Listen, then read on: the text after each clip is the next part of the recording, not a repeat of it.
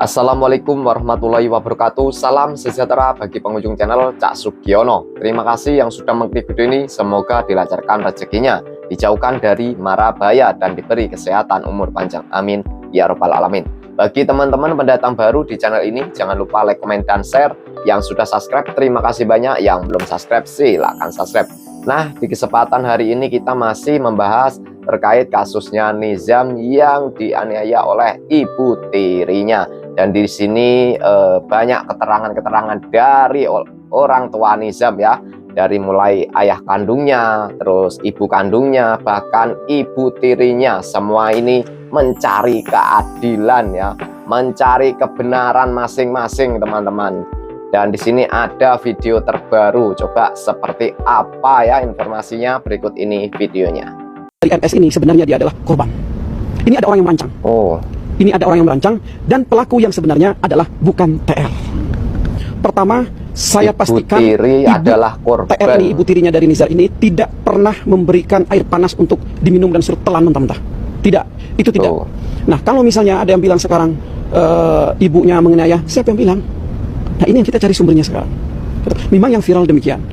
Dia disiram dengan air panas katanya, anak NS ini gitu. Ini tidak benar semuanya. Justru ibu NS ini yang mengurus. NS ini ibu dari pesantren karena sakit, kuasa hukum dari ibu tiri Nizam ya. Gitu. Itu dirawat sehingga saat sakit pun dia merawat, dia memberikan makan, dia memberikan kasih sayang. Dia sayang kok kepada Nizar sebenarnya, kepada NS ini gitu. Ya, dia sayang kepada NS gitu. Justru di sini ada orang yang lebih dekat dengan NS ini yang diduga pelakunya. Dan siapa saya pun, itu? Kami ini sebagai kuasa hukumnya akan minta kepolisian untuk usut tuntas. Justru di sini kami kuasa hukum dari TR ini bertindak atas nama NS, atas nama anak tirinya. Walaupun anak tiri ini sudah tidak ada, kami akan cari keadilan itu dan kami akan bongkar siapa sebenarnya pelaku itu. Gitu. Termasuk bapaknya di sini. Bapaknya harus benar-benar diperiksa. Bapaknya harus benar-benar kita analisa. Bapaknya harus benar-benar diminta keterangan oleh kepolisian. Gitu. Walaupun dia saat ini sebenarnya sebagai pelapor. Nah, kita harus selidiki. Teman-teman kepolisian harus menyelidiki terkait bapaknya ini. Walaupun dia pelapor, benar nggak dia pelapor? Ada dugaan nggak dia melakukan? Ada dugaan nggak dia sebenarnya pelakunya? Nah, sebelum di waktu rumah sakit itu saya pertengkaran hebat juga sama Pak Anwar itu. Info hangat terbaru dan info hangat melocot terbaru dari Ibu TR atau Ibu Tiri almarhum Nizam. Ini pengakuan waktu di BAP di Polres Sukabumi. Ya, Ibu TR ini mengatakan dari Kamis telepon bapaknya almarhum, ya, bahwa ngabarin Nizam semakin drop, semakin lemes. Begitu sampai rumah, ini bukannya langsung dibawa ke rumah sakit, tapi malah tidur. Malah tidur. Ya, akhirnya dibangunin lagi karena si ibu TR ini, ibu tiri ini semakin khawatir dengan kondisi almarhum Nizam.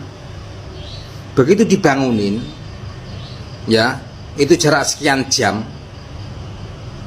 akhirnya berangkat. Sebelum berangkat ke rumah sakit, berantem geden dulu sama Anwar. Anwar itu bapaknya almarhum Nizam. Ya, di mobil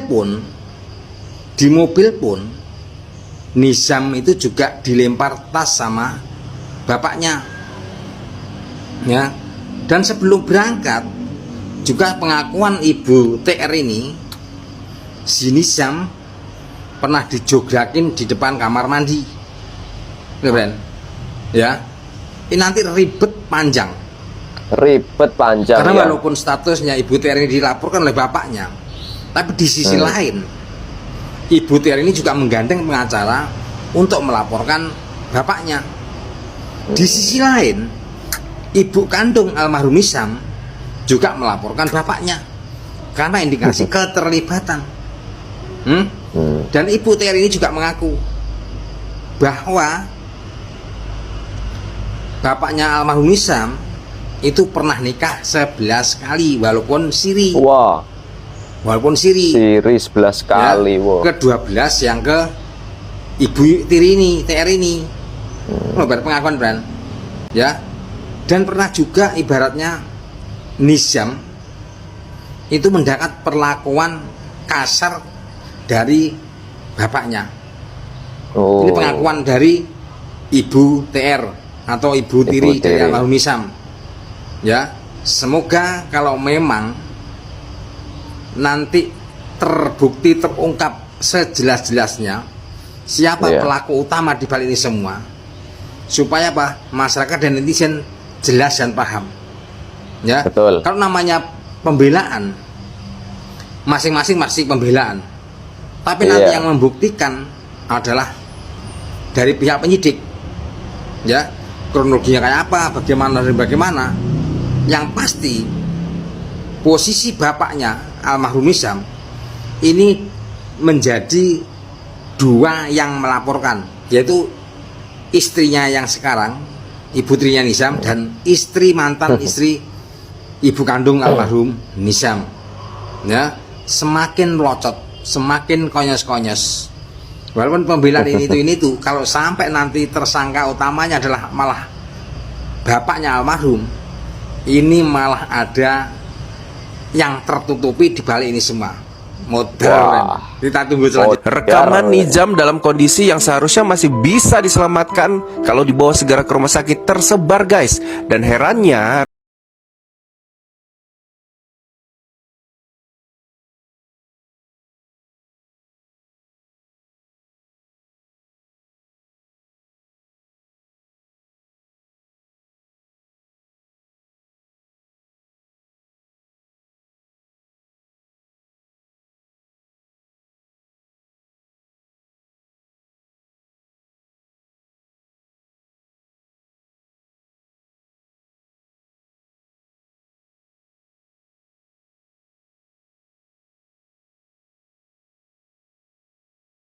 muncul konspirasi baru berkaitan dengan Ibu Tiri yang diduga telah mencoba melakukan pengayaan dan pembunuhan secara perlahan-lahan untuk menutupi perselingkuhannya dia dengan anak angkatnya. Anak angkatnya yang di sampingnya ini masih kelas 3 SMA. Katanya dia sering main bareng dengan alasan barangnya gede dibanding dengan milik suaminya. Entahlah benar atau salah. Yang diduga Entah juga benar apa salah itu. bekerja sama dengan ibu tirinya melakukan penganiayaan. Mungkin mereka sedang asik bermesra-mesraan dan waktu itu si Dik Nisamnya melihat, takut terbongkar selingkuhan ini, akhirnya melakukan cara agar si Nisam pelan-pelan sakit. Itu praduga saya ya, hanya praduga. Tapi semoga tidak. Tapi yang jelas semoga kebenaran menemukan jalannya. Ya. Sosok istri saya, mantan istri saya dulu. Kalau dituduhkan dugaan KDRT terhadap ibu dulu ya dulu. Ya, jadi gini kak, saya laki-laki, Akang laki-laki. Akang mungkin tidak akan langsung marah sama istri Akang tanpa ada sebab akibat. Itu aja pertanyaan. Gak mungkin saya langsung marah sama istri saya kalau tidak ada sebab. Jadi pada saat itu saya masih ingat betul, saya ada simpanan sedikit uang, dia pinjamkan ke kakaknya tanpa sepengetahuan saya. Pas saya mau pakai uang itu, dia bilang uangnya nggak ada, dipinjamkan ke akah. Nah dari situ saya murka. Sebetulnya murka pun itu murka acting kan. Saya murka acting agar jadi bahan perhatian buat dia. Siapa goblok gitu. Kalau mau ada apapun ngomong dulu ke saya, ke suami. Jangan seperti itu. Bisa dipencit gitu. Bisa dipencit itu saya ambil rambutnya memang panjang kan. Rambut dia tuh dulu panjang banget. Saya ambil rambutnya, ujung rambutnya saya potong. Kenapa alasan saya potong rambutnya? Ya, kan kalau rambut kan nggak sakit. Beda kalau main saya sinetron ya. Sinetronan. Sekarang sudah banyak beredar podcast dia di beberapa stasiun. Itu semua banyak bohongnya. Dan nanti saya akan bikin laporan balik. Kan kalau berarti selama umur 1 sampai 7 tahun itu diasuh sama neneknya atau Sama saya udah 7 tahun ya. Sama saya udah 7 tahun dulu diantarkan sama dia, sama neneknya, sama uangnya ke Solokan Pari, ke Yayasan Tahfidz An-Nur Al-Quran di Desa Purwosedar. Saya lagi di Gedung Panjang sama teman buka praktek gigi. Jadi yang ngurus kepindahan sekolah apapun semua itu dia sama saudara saya. Pas saya pulang dari Sukabumi, tahu-tahu anak saya sudah sekolah di situ, di Purwosedar, di desa Purwosedar, di SD Purwosedar.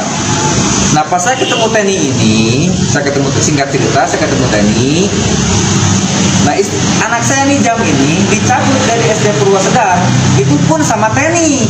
Tahu-tahu anak saya Teman-teman sudah netizen percaya nggak keterangan dari ayah ini kandung bisa Jam? diklarifikasi langsung Percaya oleh nggak? wartawan ke sekolah tersebut.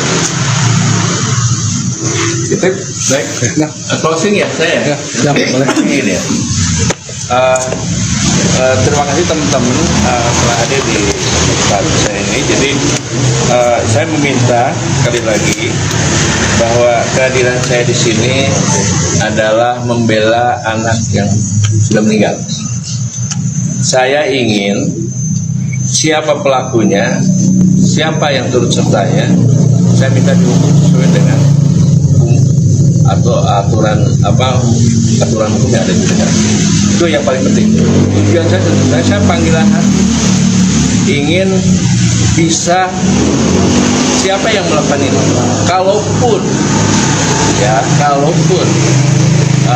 pernyataan dari pengacara ibu tirinya itu keterlibatan klien kami, kalaupun salah, tidak ada masalah, proses saja. Iya, kalau benar ada bukti fakta, saya tidak takut. Silakan proses klien saya. Asal ada, polisi juga tidak bisa menetapkan seseorang bersalah atau tidak bersalah, atau memenuhi unsur pidananya atau tidak. Kalaupun, mohon maaf ya, klien saya ini yang berbuat ikut serta dalam itu, silakan proses sekarang. Itu ya. Jadi saya posisi di sini membela anak yang sudah meninggal sampai nanti putusan ingkrah. Begitu ya teman-teman ya. Jadi catat ya. Jadi saya itu membela anak yang sudah meninggal. Terima kasih. Wassalamualaikum warahmatullahi wabarakatuh. Jadi satu lagi nih, boleh menambahkan yang chat saya ke Lisna itu, yang diadukan, yang dilaporkan itu kan chat saya ke Lisna, Pak. Oh iya ya. Ya boleh. Dan satu lagi nih. sama ini yang di video ini ada almarhum Rizal itu kan tidur di lantai nih. Iya. Yang sama ditanya sama siapa? TR ya. Iya. Ini video kapan? Ya. Ini yang menguatkan saya. Ini video memang benar kan? Ini Boleh dipegang mari. Benar, justru ini yang menguatkan saya. Jadi saudara-saudara saya semua di sini kan bisa lihat. Ini kondisi anak saya memang lagi sakit, ya, memang lagi sakit. Tapi kondisi kulitnya yang saya pertanyakan. Ini kondisi kulitnya masih baik-baik saja. Pas saya pulang dari Sukabumi, kondisi kulit badan anak saya sudah pada melepuh. Dan di situ pun ada kastrol. Saya tanya, "Ma, ini kastrol buat apa?" Terus kastrolnya kan masih ada airnya. Buat naruh air kalau di galon si Raja susah ngambil. Kenapa nggak diteko? Kenapa nggak diteko? Gitu maksudnya. Kan kita makan diceret gitu. Bang, bentar, kalau boleh tahu itu berapa hari sebelum almarhum meninggal video itu ada? Kalau boleh tahu. Ini kan waktu saya di Sukabumi kan. Oh, posisi di Sukabumi. Waktu saya di Sukabumi. Dia kirim video ini ke saya waktu saya di Sukabumi. Gitu. Kita dikirim video waktu akan Sukabumi. Terus saya mendapat. Ini video kapan? Ya. Ini yang menguatkan saya. Ini video memang benar kan? Ini Boleh dipegang mari. benar. Justru ini yang menguatkan saya. Jadi saudara-saudara saya semua di sini kan bisa lihat. Ini kondisi anak saya memang lagi sakit, ya, memang lagi sakit. Tapi kondisi kulitnya yang saya pertanyakan. Ini kondisi kulitnya masih baik-baik saja. Pas saya pulang dari Sukabumi, kondisi kulit badan anak saya sudah pada melepuh. Dan di situ pun ada kastrol. Saya tanya, "Ma, ini kastrol buat apa?" Terus kastrolnya kan masih ada airnya. Buat naruh air kalau di galon si Raja susah ngambil. Kenapa nggak diteko? Gitu maksudnya. Kan kita makan diceret gitu. Bang, bentar, kalau boleh tahu itu berapa hari sebelum almarhum meninggal video itu ada? Kalau boleh tahu. Ini kan waktu saya di Sukabumi kan. Oh, posisi di Sukabumi. Waktu saya di Sukabumi. Dia kirim video ini ke saya waktu saya di Sukabumi. Gitu. Kita dikirim video waktu akan Sukabumi. Terus saya menambahkan, saya akan dilaporkan oleh mamahnya almarhum anak saya. karena ada bukti chat-chat saya ke dia. Itu memang saya sengaja, karena awalnya saya pernah hubungi dia menceritakan keadaan Raja gini. Nah, dia tidak merespon. Jadi pas dia nge-WA ke saya, itu memang bahasa saya seperti itu biar dia sakit membacanya gitu. Jadi tujuan saya biar dia baca chat itu sakit gitu. Enggak, pada nyatanya kan Raja diurus sama saya. Gitu. Pada nyatanya ya, tidak dibiarkan, tidak. Kang, penegasan yang video itu berarti satu hari sebelum ke rumah sakit atau sudah apa, Kang? Yang video itu? Iya. Sehari sebelum ke rumah sakit. Betul. Jadi ini waktu pas saya di Sukabumi, dia kirim video ini ke saya. Ada siapa aja waktu itu di rumah? Di rumah bapak dia, ya. Ini pas saya pulang ke sana ya, ada bapak dia, ada. Kebetulan pas saya pulang ada juga adik saya. Adik saya ya, adik satu bapak lain mama, ya. Surahmat itu di kamar depan. Jadi kalau waktu saya pulang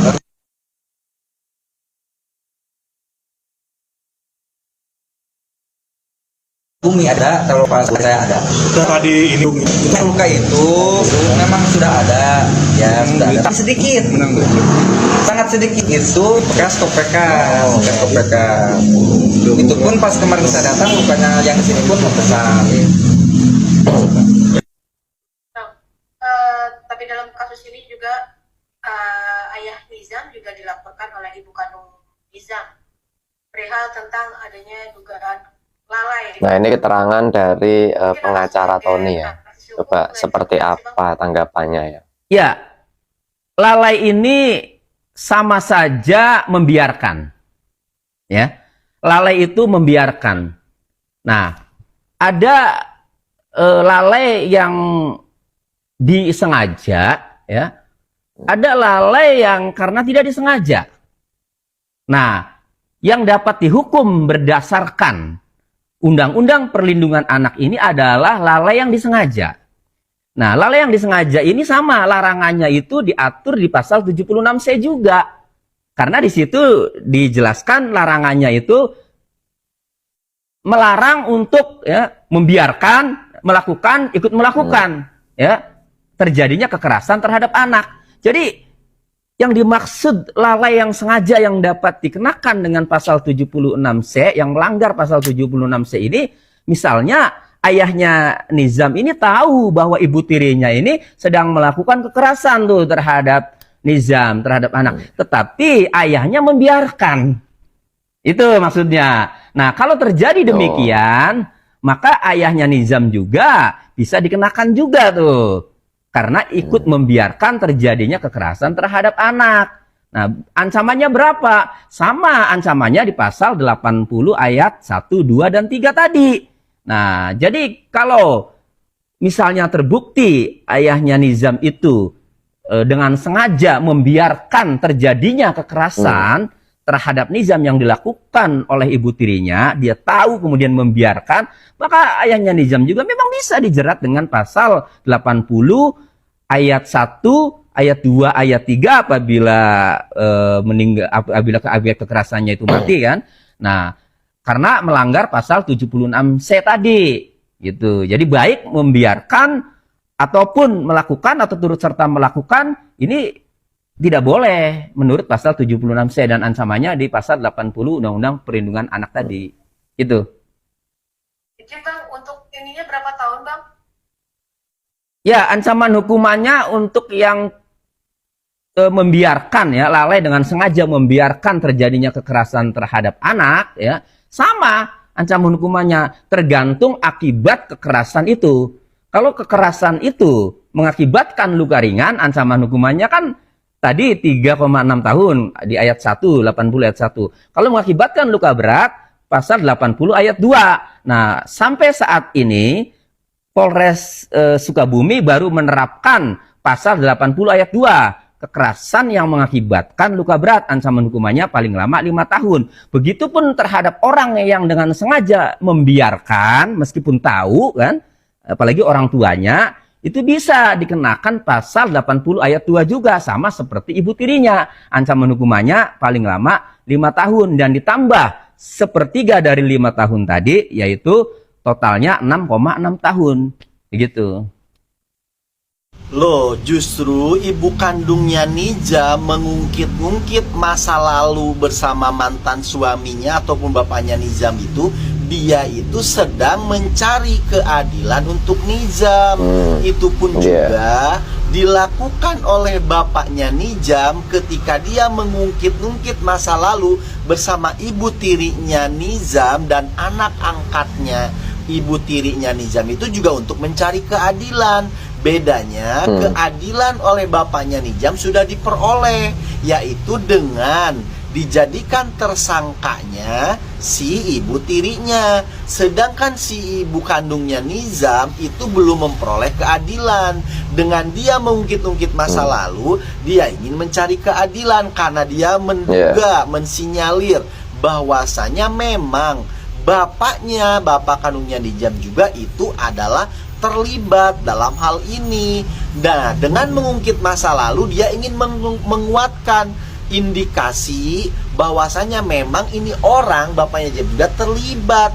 Begitu cara berpikirnya, bukan malah menyudutkan ibunya, ibu kandungnya Nizam. Justru di sini yang sedang mencari keadilan untuk Nizam itu ibu kandungnya, karena bapaknya sudah dapat itu keadilan dengan apa? Dengan menggiring opini buruk terhadap ibu tirinya, dan ibu tirinya sekarang sudah tersangka kan, bahkan sudah dipenjara. Begitu cara berpikirnya ya.